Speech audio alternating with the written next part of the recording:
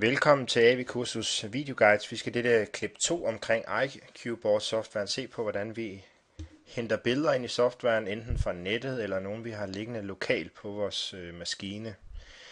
Jeg dobbeltklikker lige på iQboard softwaren for at komme ind i den. Trykker på OK.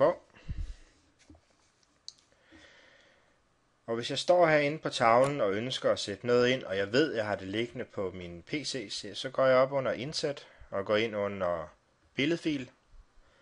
Og så finder jeg simpelthen der, hvor jeg har mine billeder liggende. Så hvis nu, at jeg vil bruge det her billede, så vil jeg simpelthen finde det, trykke åbn, og så ligger det inde på tavlen.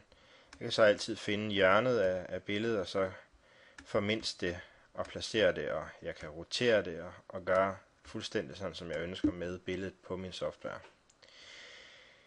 Så det var en måde. Jeg vil faktisk også kunne tage fat i min øverste linje heroppe og placere softwaren herude og kunne finde mine billeder herinde igen og simpelthen tage billedet herfra og trække direkte over på tavlen og placere det herinde, hvis der er et eller andet jeg ønsker at have liggende inde på tavlen. Så det er sådan forholdsvis simpelt at tage billeder fra det ene sted til det andet og så placere det inde på tavlen, sådan at jeg kan stå og arbejde med det herinde. Så det var en måde. Jeg bladrer lige en ny side.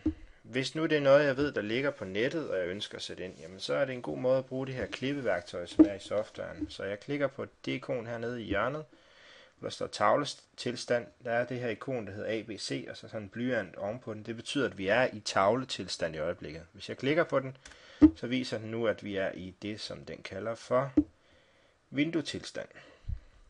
Så nu kan jeg åbne mit internet. Og jeg kunne gå ud på, for eksempel kunne vi tage BT her.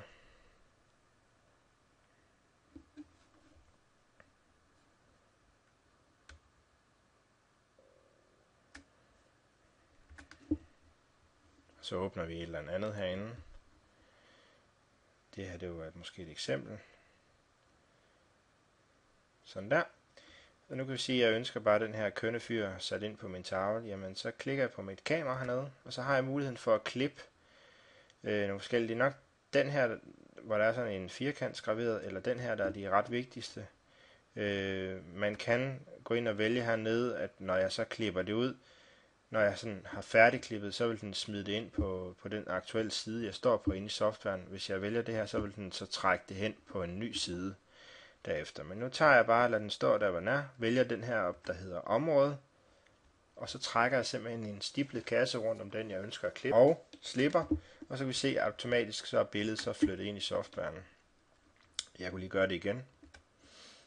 Tage kameraet, og så kan jeg tage frihåndsværktøjet, og I kan se, at jeg kunne klippe det ud så godt, jeg lige ønsker. Det er lidt svært, når man sidder bare på PC'en med musen, men når jeg så slipper, jamen så har jeg så klippet det ud og sat ind på tavlen. Så det er en meget, meget hurtig måde at kunne tage illustrationer og flytte dem. Jeg vil også i nogle tilfælde kunne, for eksempel hvis jeg står ude på Google,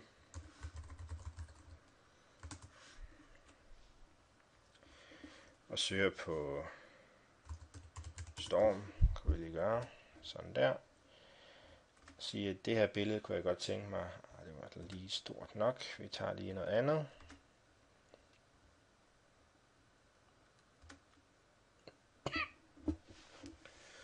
Og så har vi softwaren herover, så kan jeg simpelthen tage fat i billedet og trække det direkte over, og så slippe det over på tavlen, og så har jeg det liggende herover med det samme. Så det er forholdsvis nemt at tage illustrationer, enten om det er noget, der ligger fysisk placeret på ens PC, eller på en USB-stik, eller det er noget, der ligger ude på nettet, som jeg ønsker at placere inde på tavlen. Så enten brug det her klippeværktøj, eller selvfølgelig gå op og vælge indsæt, hvis det er noget, jeg har liggende lokalt på min maskine. Det var alt omkring placering af billeder i iQboard softwaren.